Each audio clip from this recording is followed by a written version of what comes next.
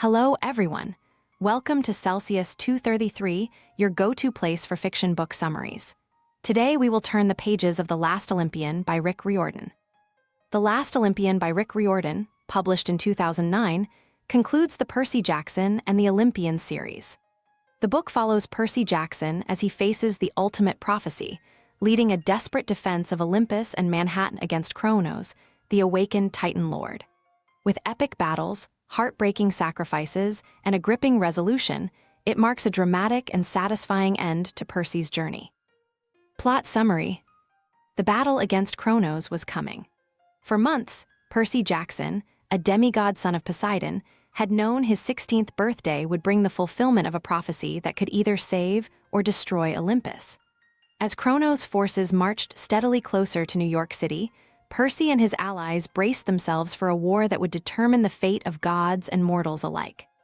The story began with Percy joining Charles Beckendorf on a dangerous mission to sabotage Kronos' ship, the Princess Andromeda.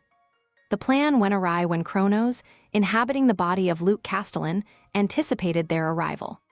To ensure the mission's success, Beckendorf sacrificed himself, triggering an explosion that destroyed the ship while Percy barely escaped into the sea.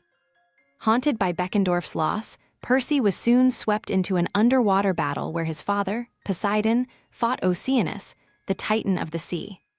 Despite Poseidon's efforts, the strain of war was visible, and he urged Percy to return to Camp Half-Blood to prepare for the mortal world's defense.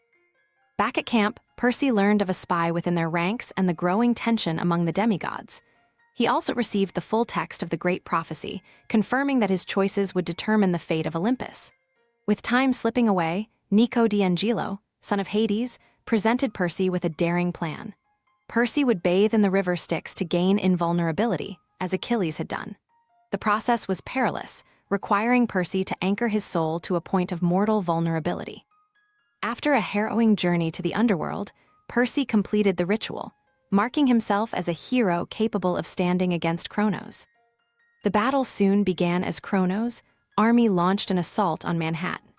With the Olympian gods occupied battling Typhon, a colossal monster threatening to tear through the mortal world, the defense of Olympus fell to Percy and his comrades.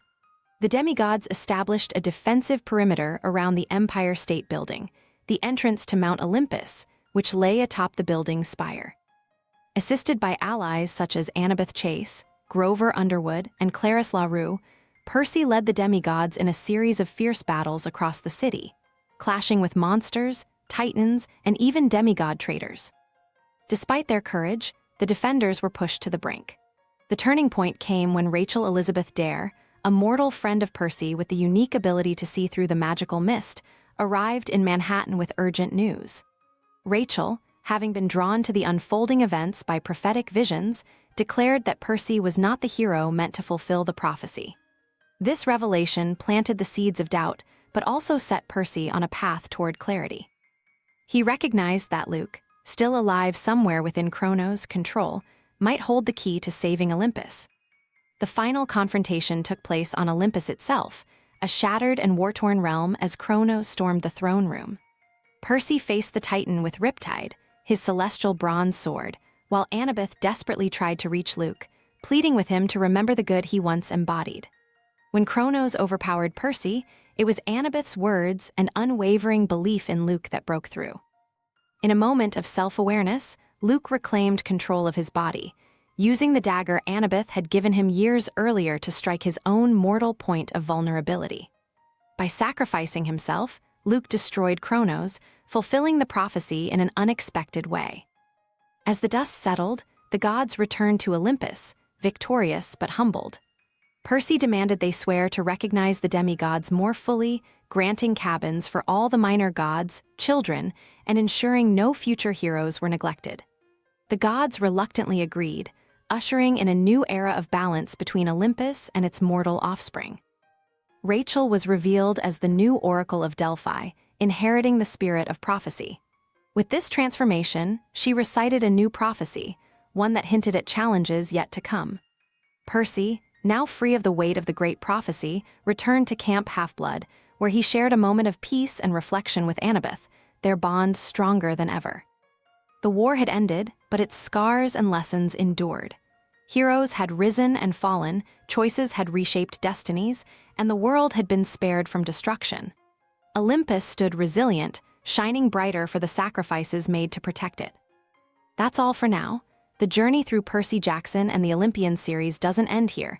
Check out the rest of the series by Rick Riordan. You know where to find them. Remember, while our summaries capture the essence, they can never replace the full experience of reading the book. If this summary intrigued you, consider diving into the complete story, buy the book, and immerse yourself in Rick Riordan's original work. Bye-bye, take care, have fun.